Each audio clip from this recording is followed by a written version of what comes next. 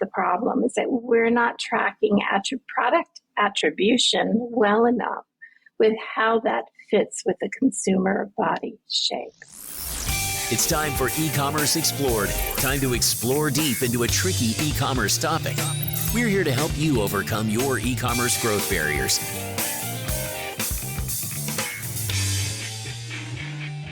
Welcome to my brand new show, eCommerce Explored. I'm Chloe Thomas, host of this podcast, best-selling author, speaker, and host of a couple of other podcasts too.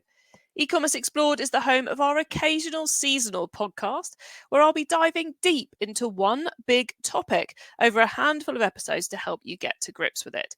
Our first topic has been overstocks. Yes, all that extra stock you've got lying around. How do you get rid of it? How do you avoid it in the first place? All of this with the triple aim of helping you to improve your cash flow, increase your profits, and become a more sustainable business. This is the final episode.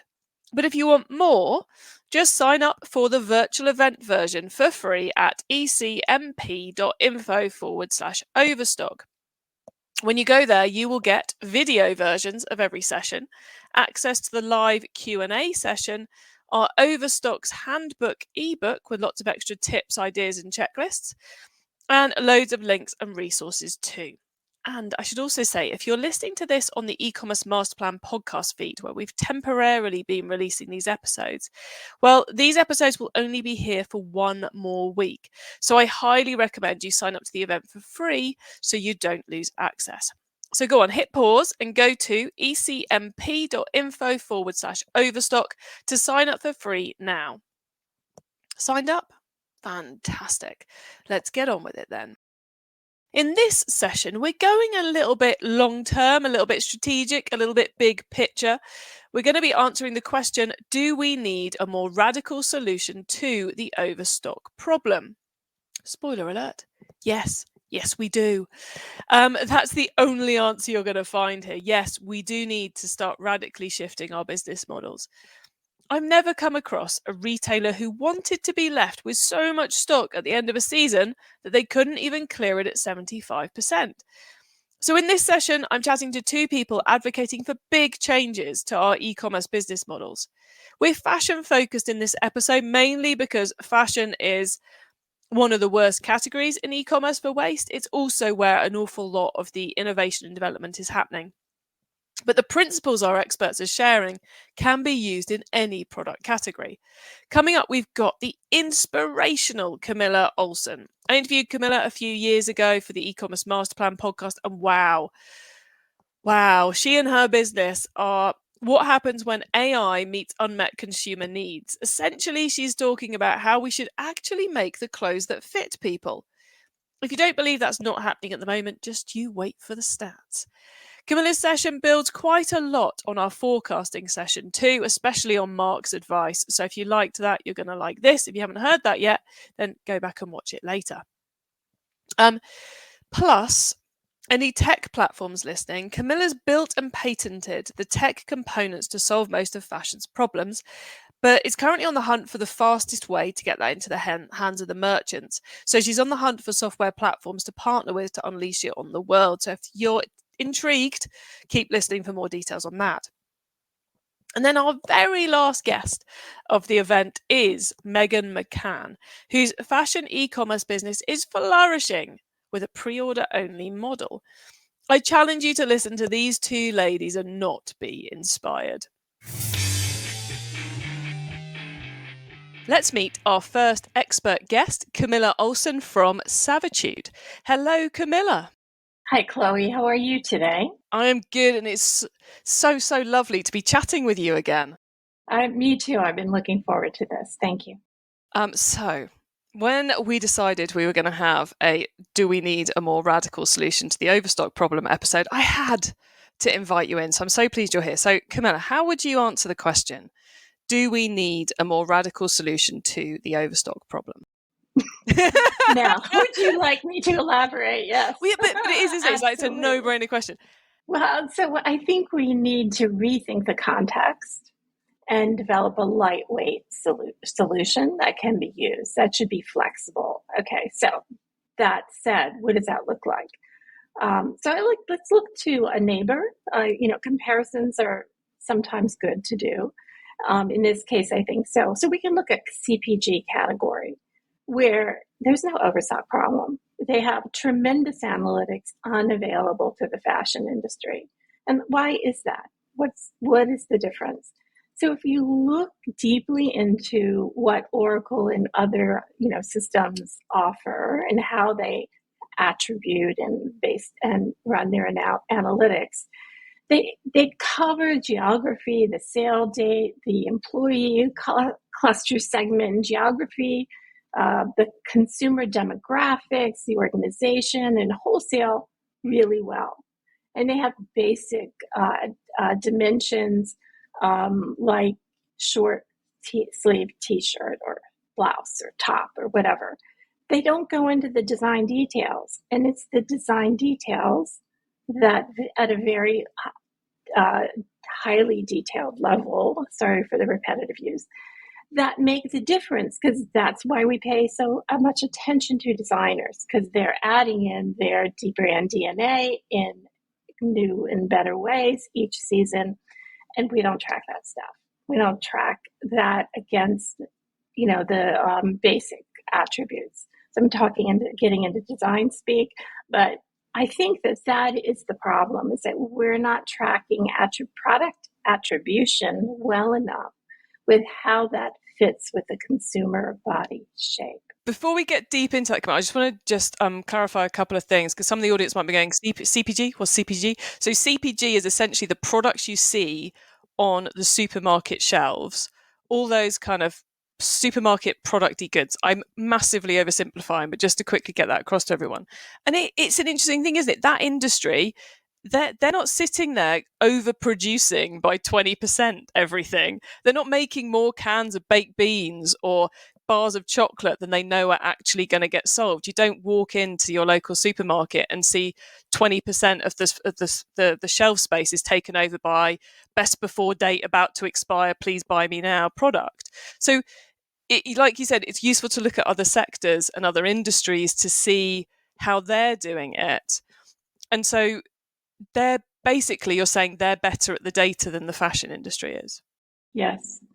But let's say they're not better. Their product is simpler than a piece of apparel, an item of apparel is. So they have an easier job. The problem with fashion, describing it, if you have 10 people in the room, each item is going to describe this scarf differently, my shirt differently, your top differently. Even though it seems all of these things seem pretty basic, we'll all come up with a different description. And typically this job goes to interns who aren't trained in design speak and don't have the full breadth of description. And so without the really complete description, you can't do the analytics to figure out what is your problem year to year. Got you. So because we're not accurately recording the commonalities between the seasons, between the trends and so on and so forth, we can't drill down into, we always overbuy green. Doesn't matter which green it is, but we always buy more green than our customers actually want, therefore being totally simplistic about it. So therefore we should buy less green. Yes, except they do cover green. They do record the color of the item. So, but let's say, go through a different example, like a short sleeve shirt. But it's different season to season. Well, they haven't recorded that there's shearing across the bust. And a lot of people don't like that, or the shearing does sell more. They don't record that fine level of detail, and shearing is small gathering, where the fabric is compressed into a narrow space for your audience. So that's the main reason. That's the main issue. So is this a training solution? Is it a strategic solution? Is it a technology solution? How do we reframe this in the fashion industry to get that data between what the customers are actually buying, feeding back into the initial buy of the product? Okay, so before I answer that, let me just back up what I'm saying a little bit.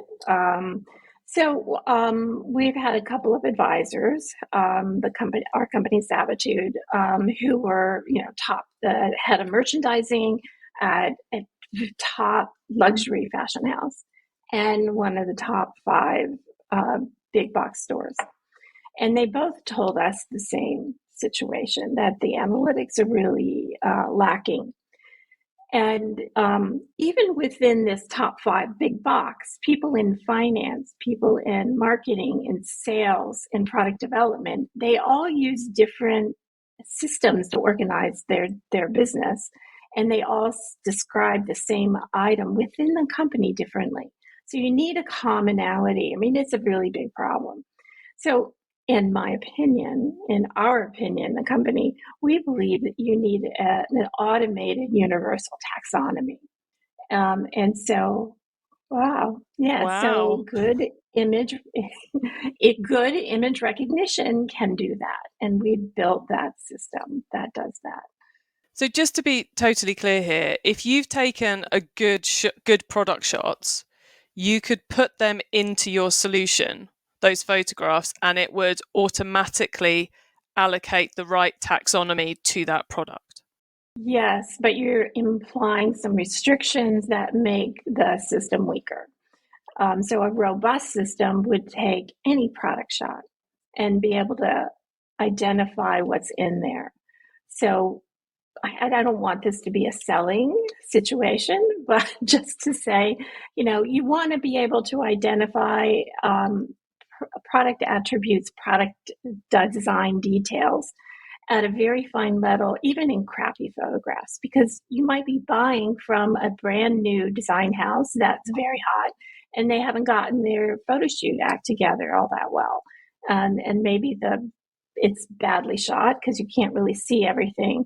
But because I have run up a fashion label and our team has, and we've run a lot of photo shoots, we know those tells and they're all built into our knowledge base.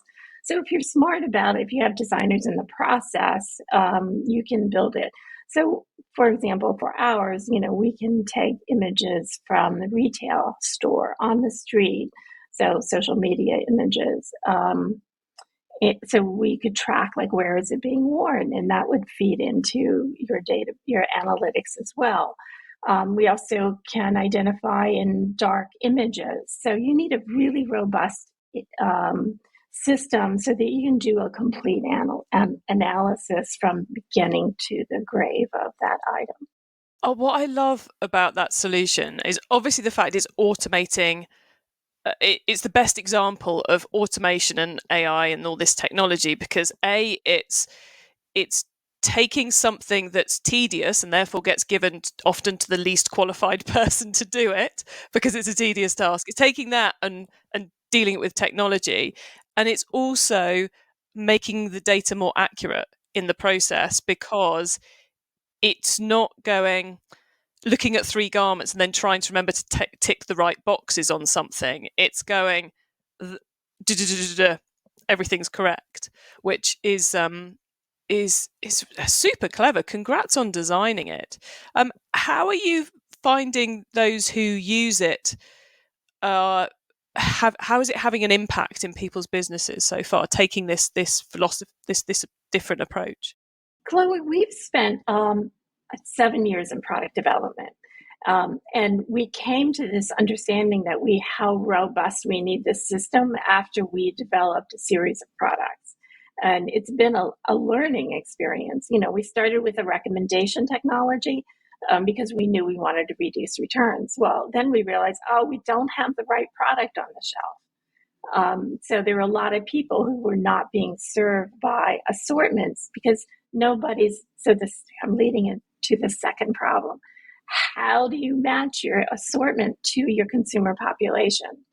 So in drinking, let's say soft beverages, they're highly aligned to geography and demographics.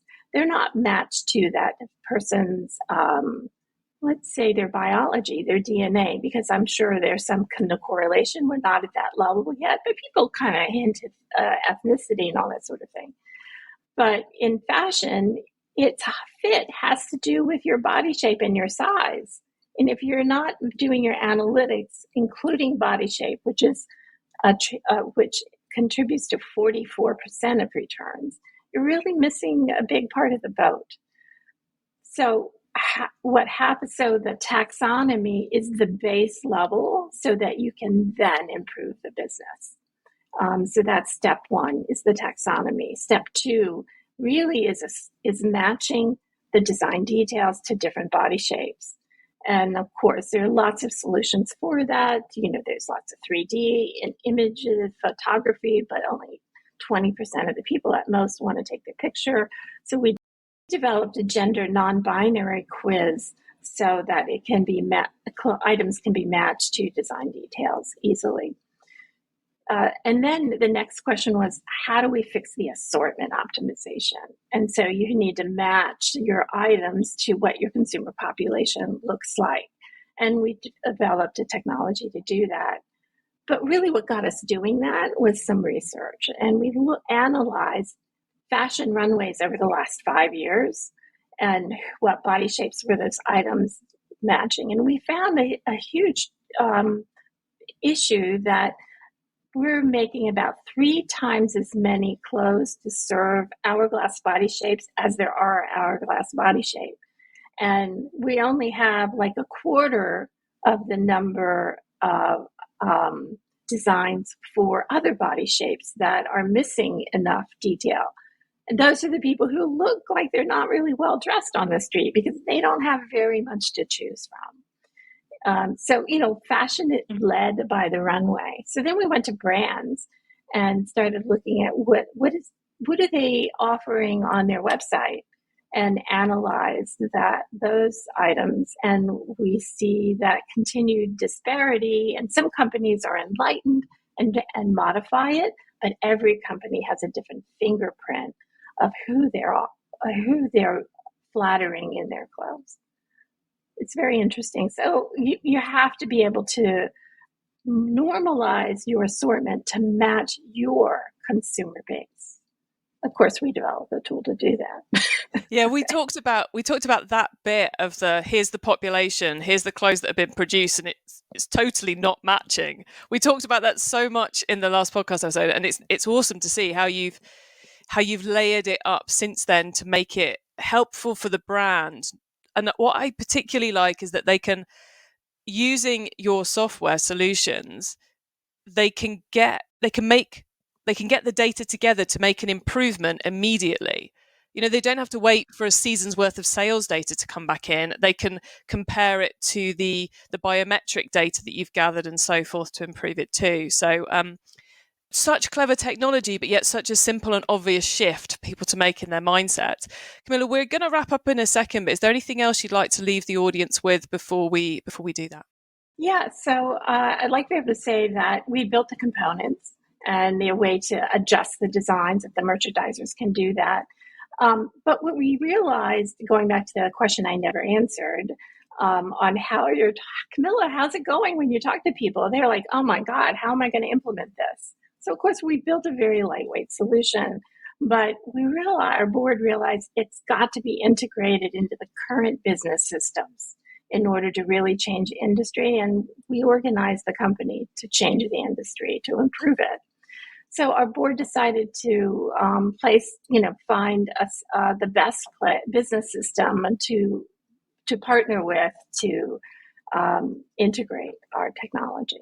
So what I'd like to leave you with is that we would like to be able to talk to business systems and PLM systems to talk about integrating this technology. I love it. This is one of the things when you're talking to people who are on that kind of we must save the planet type mission, we must reduce waste mission. It's not I have to keep it all for myself. It's how can we find the way to make the quickest, fastest change? And I think that's brilliant about the approach you're now taking to this. So really pleased you're able to make that request here. So thank you, Camilla, for being part of this eCommerce Explored series. Everyone watching or listening, wherever you may be, you can get in contact with Camilla on LinkedIn. And if you want to take advantage of that massive opportunity she's just said, if you've got one of those tech systems who can join and partner with Savitude to take their components and change the industry fast, then they are looking for you right now. If you're interested, please do contact Camilla via camilla@savitude.com to learn more. And it would be so cool to have the right tech platform continuing that brilliant mission. Links to all of that are available via ecmp.info/Overstock. And if we can be a tiny part in helping this impact even faster, then that'd be amazing. So thanks so much for being here, Camilla. Thank you so much, Chloe. It was a pleasure. Let's meet our second expert guest, Megan McCann from Mile London. Hello, Megan. Hello, Chloe. Thanks for having me. Thanks for coming on. I think you're the only, 100% retailer we've got on. So it's very cool that you've been able to spare the time to do this. So thank you so much for coming on and bringing your perspective. Here's the question then. Do we need a more radical solution to the overstock problem? In a nutshell, yes, absolutely, and obviously. Not sure. I mean, I'm very happy to have this conversation, but I feel like we don't need to have this conversation. To me, it's very obvious. Yes. Yes, we do. So yes. Yes, everybody. So what is your radical solution to the overstocks problem then? What is it you're doing at Mile London that's different? Sure. So at Mile London, we just simply don't have an overstocks problem. We run limited batches. We do pre-order campaigns. We do product wait lists. And most importantly, we work directly with our consumer, with our customer, to find out exactly what product they want, in what size, what color, what length, the waist, all of those details before we place the order. So we're never having to deal with thousands of extra smalls or extra larges, simply because if it's not directly demanded, we don't buy it. So literally, until you've got enough people agreeing to buy that product, the purchase order does not go to the manufacturer. It's as simple as that. Correct. So to give context, or to backtrack, when Mile first launched, we ordered 500 pairs of trousers, men's trousers in smalls, medium, large. And that was our big launch. We ran a Kickstarter campaign and we fundraised to produce these 500 pairs. And we said, right, this is our marketing drive. We put them out onto the streets, we get them in the hands of people, and then we start to rely on these people to shape our future collections.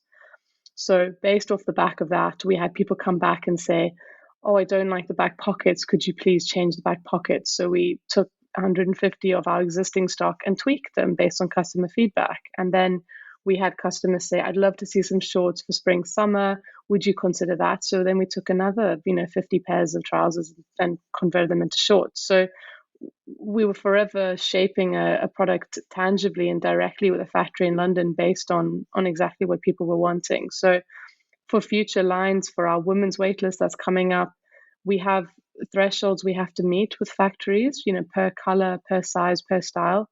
And it's really, we're very honest with our community. We just say, here you go. What color do you want? Okay, you want these 3. That's great. What size are you? Cool. Do you want to hit this threshold with us? Come along for the journey. Share with your friends. Refer a mate. Get on board. And if we don't hit the threshold, then next time we'll try again. Or if you didn't put your money where your mouth is, it's no skin off our back. We're not going to order the product if it's not wanted. It's no point for me. It feels radical, as I said in the question, but at the same time, it's kind of like, all right, so we're only going to buy stock that people actually want to buy. It's kind of like, wait a minute. Are we not going to order sizes that don't exist in real life? It's kind of, I don't know. I don't feel like it's radical. I feel like it's obvious. I'm like I said, I think the fact that people are having a problem with overstock is mind-blowing in where we exist now. If you think about the digital technology, you have surveying, you have polls, you have customer research, market insights, you have all this data at your fingertips, and you're still having an issue with overstock. I don't understand. I don't mean that in a facetious way. I simply can't understand how these companies have gotten to this stage where they're dealing with this problem. If you don't have overstock, or if you do pre-orders or limited batches or based on customer feedback, you're saving money on your production, your warehousing, your freight costs. You're saving energy from an environmental perspective. You're saving resources from an environmental perspective, as well as, staffing resources, material costs. And also, from a marketing perspective, it's way easier to manage marketing campaigns if you're goal driven. You know that you have to have 150 orders of the green trouser. Fine, I can now work backwards. Or you also then get to leverage that hype, that FOMO, that fear of wanting that trouser or wanting that product. So I don't know, for Mile, it's not radical. It's kind of it's the easiest and most straightforward way for us to run our business. It is. The more one thinks about it, the more one realizes this is such a more powerful way to do business, because you were touching on it there. You've got all those cost benefits within the business, and then you've also got the fact that it unlocks a load of really big marketing tactics, limited edition, the FOMO, the scarcity play, all of these things. And you've also got that piece of when you're doing it through interaction with the customer, like you said, they didn't like the pockets, so you redevelop the pockets. It's another one of those neuroscience things of if we're involved in the creation process, we're more likely to A, buy the product, and B, then love it and actually use it, which means it actually gets used, doesn't sit in a wardrobe and then end up in a charity shop and then end up in some landfill without having been used, which is, to take it to the nth degree of the sustainability piece. So it's kind of like, every time I hear a business that's run like yours, I'm like, why is not everyone else in e-commerce and retail jealous of this? Why are they not thinking, how do we start tweaking our business model? Whether it's we're buying the stock, but we're going to buy 90% less than we think we need in order to do limited edition must-ends, it's about to go and all those kind of great things, or totally flipping the business model. It just kind of, if I'd be banging on your door going, help me, give me some tips, I mean, I don't want to undermine myself as a business owner, but it's not rocket science. You have pre-order plugins for Shopify. You have, if you want to meet a threshold for your women's trouser, you just add a note in your email saying, please forward this email on and refer a pal to help us meet our thresholds. Like, that's very straightforward. And on top of that, when you're managing your relationships with your suppliers, you have to, at least in our case, we have to order the fabric 2 months before it heads to the factory to be produced. So for us, of course, we want to know exactly what color to order or exactly how many we want to order, because not a chance do we want to order, thousands and thousands of meters of one fabric that nobody's interested in. Then what do we do with that fabric? As a small business, that's money. That's gone down the drain. I don't know. I'm sorry. This is all I've got to say. It's why are we not all doing this? It then brings in all those kind of extra awesome marketing opportunities. We're all here. We should be building a community with our customers. We all hear that we should be sending customers stuff that isn't buy. And when you've got them on like a 2-month waiting list, they've paid, they know it's being produced, but they've got 2 months or whatever it is to wait until it's actually with them. You've got 2 months of a captive audience to go, look, this is how we pick the cloth. This is why this cloth's great. This is how to use the product. This is, how to keep them excited about it. It's like 2 months of pure brand building opportunity with them. It's just, and then, then the incentive to refer a friend. You're not getting this unless you help us meet the target. Yeah, totally. It just gives and gives and gives, and it makes life, I would imagine, as a founder, so much easier in the business when you're not going, what do I need to order more of? What do I need to order more of? You literally go, are we at threshold yet? No. Okay, today I need to focus on marketing then. Correct. Exactly. That's it in a nutshell. And the funny thing as well is that you often get surprised by what your customers ask for. So today we have a story up on our Instagram where I have to make a decision about what color fabric do we buy. So I've gone for, okay, well, we should go for black and we should go for true navy because, we're technically an office trouser, et cetera, et cetera. But what fun color should we have next? And so I did a type form survey for, multiple tiers to find out, okay, are you interested in green? Are you interested in gray? Are you interested in tan? And I have these 3 colors. So I just chucked them up on the stories today on Instagram and just said, right, I got to choose a color. What color do you want? And I genuinely thought they'd all go for tan. And now I'm seeing the results come in and they're all going for duffel bag green, which I thought was really dated and a bit rogue. That was my like weird choice. And now I've got 54% of people want me to order duffel bag green. And it's like, guys, are you like, is this a joke or do you actually want it? Because, I mean, you're telling me you want it, so I guess I'm going to have to order it now. But it's kind of cool, isn't it? Because you can do that piece, the quick type form, and then you can go, right, okay, here it is on the website. Put your money where your mouth is, guys. Totally, if we get X orders for this, we will make the green trousers, even though we think they're hideous. Totally. I put it in the newsletter actually with the type form being like, if you want to add anything else into the type form, let me know what you want. Maybe you want burgundy or whatever. 3 people wrote leopard print, and I was like, oh, okay. How could I that came from left field. Cloth? Yeah. Wow, did not see leopard print coming there. Me either. We are supposed to be an office trouser. We're supposed to be professional. Yeah, I mean, I am right in saying at the moment on the website there is black or navy, and that's it, isn't it? Yeah, but leopard print finally is a top choice. So, Megan, I could chat with you about this for the rest of the evening, but rather than do that, let me ask a question to wrap us up a little bit, which is for anyone out there who's going, yeah, they are right. Megan is right. What I'm doing is crazy. What's your advice to someone who's thinking about shifting their business from traditional retail to more of what you're doing? Any key things it's useful for people to know so they succeed at it first time? Because let's face it, for the good of everyone, we want them to succeed at this. I would say to seriously consider surveys as a sales channel or as a customer engagement channel. And people don't mind, you don't have to use Typeform. I like Typeform because I'm not a techie person and it's very easy to integrate on the website or an email or anything like that. But it takes you maybe 20 minutes, half an hour to put together a survey. Just talk to your customers and to say, hi Megan, you've bought 5 t-shirts from me. Do you want to buy any more? Would you have them in a different color? Why did you buy 5 t-shirts? Just find out, why are people still shopping with you, or why have they not shopped with you?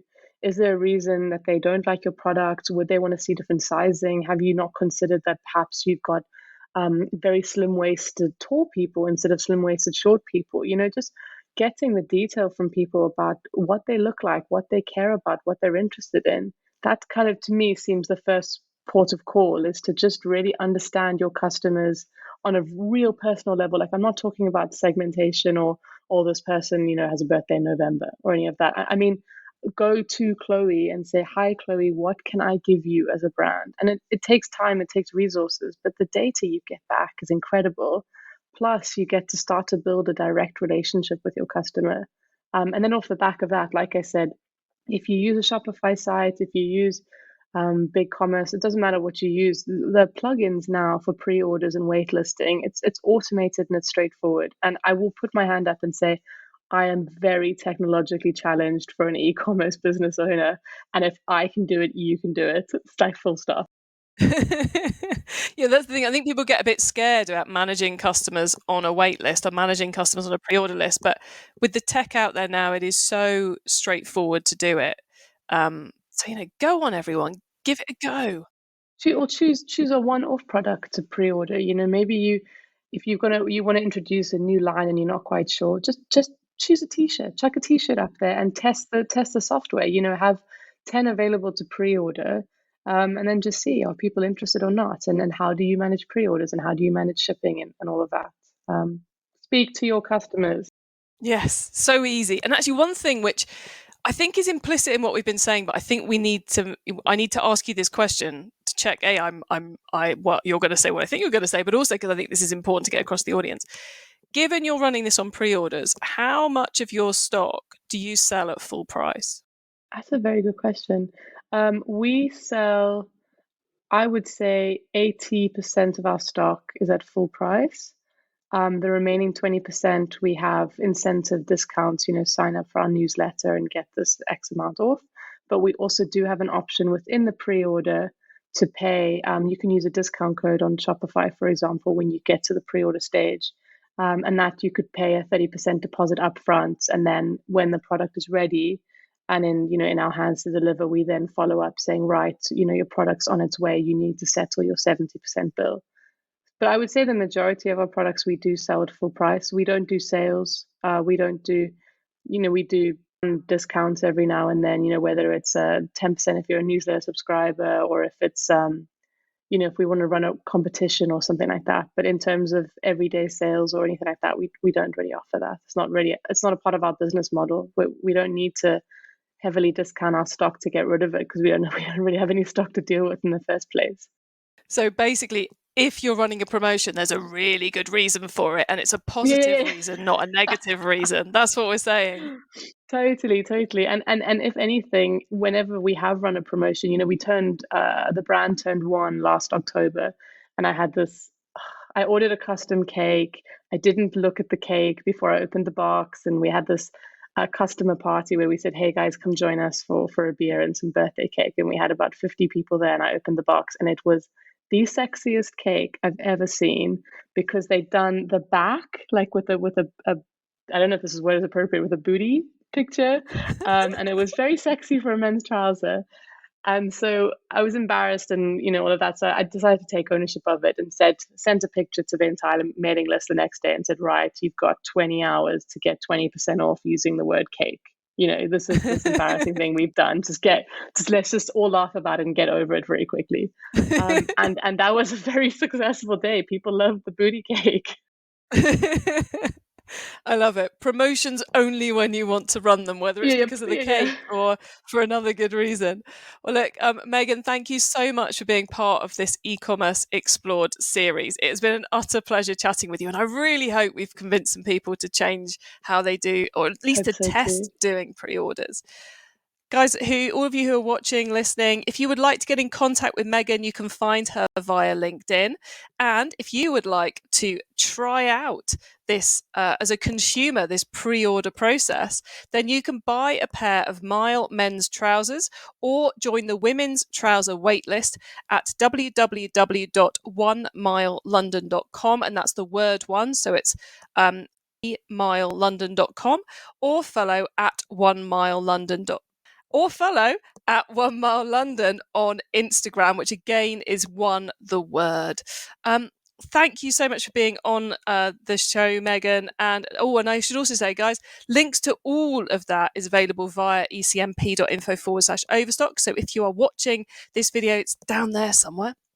And if you're listening, then go to ecmp.info/Overstock to get all the goodies. Megan, thank you so much for being a part of our event. So it was so much fun. Thanks for having me. Well, that's it. You've heard from all my guests now. That's all out there, all ready for you to watch, rewatch, share with your team, and take the advice from to improve your cash flow, profits, and lower your waste levels based on all the great advice of our experts. Huge thanks to my guests for this session, Camilla and Megan, for bringing such excellent insights. They've got you thinking, right? Yeah, they have, haven't they?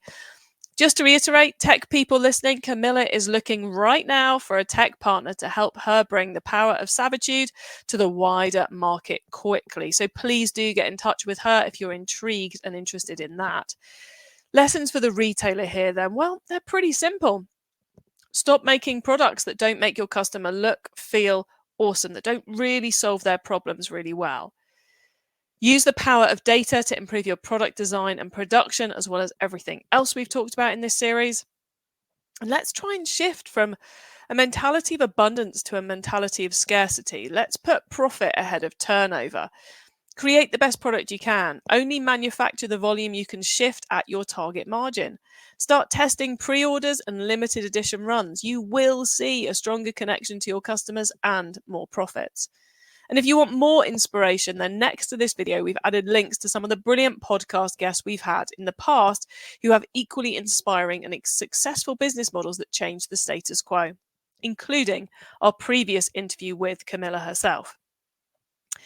This has been the last session where I'm the only one asking the questions, but we do still have our live Q&A session to go, so please do join us for that and bring along your questions.